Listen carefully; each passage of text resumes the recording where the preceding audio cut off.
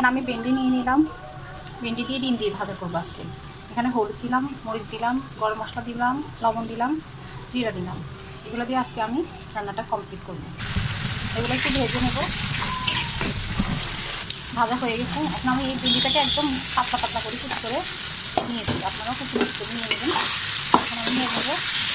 ভেন্ডিটা যখন হয়ে আসবে তখন আমি ডিমটা দেবো। ডিমটা আমি ফেটিয়ে নিচ্ছি।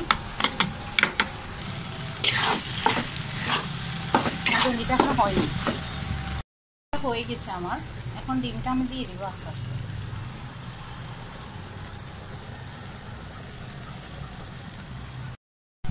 উল্টিয়ে নিয়েছি।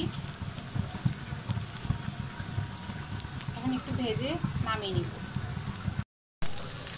এখনো ভাজা হচ্ছে। উপরে দিয়ে একটু ধনেপাতা দিয়ে দিলাম।